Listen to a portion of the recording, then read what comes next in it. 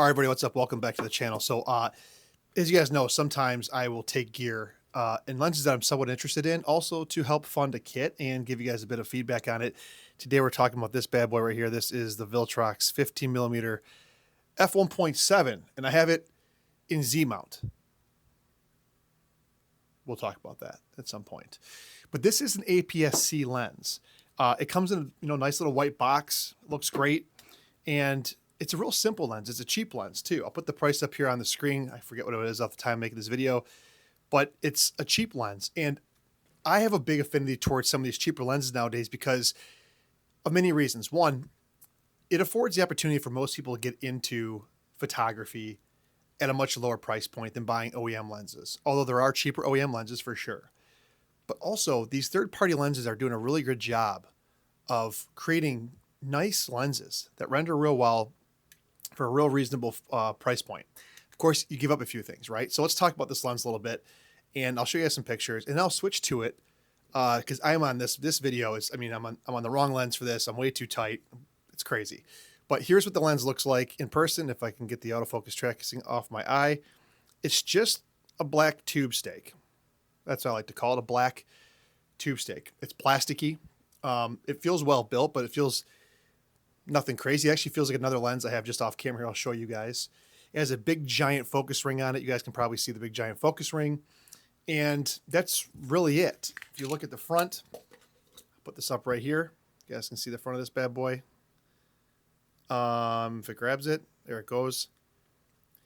This is a 58 millimeter filter threads. It's got a minimum focus distance of 0.75 feet, so just shy of 1 foot. And it's got STM motors in it, spherical elements, extra dispersion elements. It's actually a really, really good lens.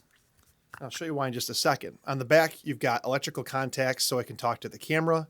And it also has a USB-C port so you can do any firmware updates. There is no weather sealing. This is your traditional low-cost third-party lens. But Viltrox, in particular, has been doing an excellent job with their recent releases. So I've been putting this on, because I said it was a Z-mount, a Nikon ZF. Am I keeping this camera? I don't know, but this is what I've been using.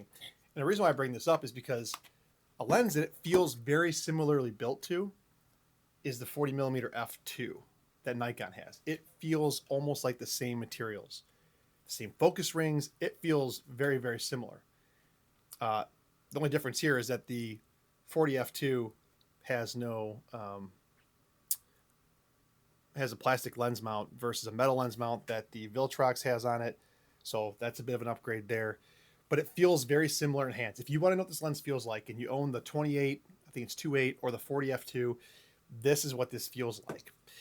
And as I mentioned earlier, this is an APS-C lens, so this is a full frame camera. You might be saying, well, why would you test it on that? Well, the reality is I intend to use this for video, and that's what I was using it for.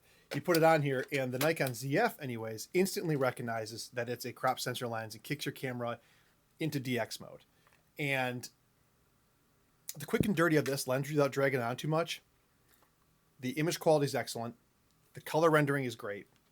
It autofocuses perfectly on this camera. And for a cheap price, I don't know if you could beat it. Obviously, it being a 15 millimeter crop sensor lens, you can get a 22 millimeter field of view, maybe 23, which is really good for videos like this. And this being a 24 megapixel sensor, I think when it crops down, you're going to end up having something like 12 megapixels of resolution. Again, you put this on something like a ZFC or whatever, you get the full resolution, or a higher megapixel sensor like a Z8 or Z9, you're going to get more resolution out of it. But 12 megapixels, especially for video, is 100% okay. And so what I'll do now is I will stop this video that I'm recording you on now, and I will flip over to this so you guys can see what it looks like and do the autofocus testing. I think this is great for video because it has the STM motors, does a good job. I mean, for videos like this, if you're a cinematographer, maybe not. And then I'll put some photos up at the end, just some random snaps around the house. And I'll just tell you guys real quick, it's a really good option. It doesn't feel premium in the hands, but it doesn't feel cheap. There's nothing really crazy to it. There's no switches on it, just a big manual focus ring. And it works really good. So let me switch over to the Nikon ZF, and then we'll talk a bit more about it. Okay, we're on the Viltrox 15mm 1.7. I'm on the Nikon ZF standard picture profile. It's at f1.7, ISO auto, and it's letting it expose to whatever zero exposure compensation. But this is what the Viltrox 15mm 1.7 looks like on the Nikon ZF. Of course, it's a crop sensor lens on a full frame sensor, and it does a good job. Like, if you want to test the autofocus out real quick, check this out. I mean, it does it nice and smoothly. It'll pick it up, focuses well. You know, no big issues there. The Nikon ZF wants to keep grabbing faces in this picture right here, but if I were to show you guys this lens, I mean, it does a great job of adjusting autofocus. And it's a testament to Nikon as well a little bit, but you don't have to go spend a ton of money to get a 24 millimeter equivalent field of view on your Nikon camera. You can go buy one of these Viltrox 50mm 1.7s. It's super sharp, it's contrasty, it's got great colors that come out of it. Obviously very dependent on the way you edit and the style and what your camera does, but it's just a really, really good cheap option. So yeah, in some ways I'm obligated to make this video because I agreed to take the lens, but I want to make this video because I am a big believer that people that want to get into photography don't have to go buy the 24-70 f2.8 monster lens. You can buy a small, compact, fast prime for cheap. As long as you don't need weather sealing or you don't want the metal builds, this is great. This is a great option. You guys should definitely consider this stuff. And every time these companies reach out, I'm inclined to do it. One, I get to build a kit out on a lens mount if I don't give it away to you guys, which most of the time I do. But if I end up keeping it, like I'm building out a lens ecosystem on a mount, and I will 100% use this lens. But also, I feel like you guys should know about it. You know, like I feel like this focus is better than some of the other first-party options. It focuses great. It looks good. It's, both my eyes are in the tracking box. I look hideous, but that's a different story. Yeah, it looks really, really good. Like, if I wanted to do product placement, right? Like show you guys things. It's like, oh, wait a second. It didn't like to focus on that. I don't know why. Competition. It knows there's competition in the house.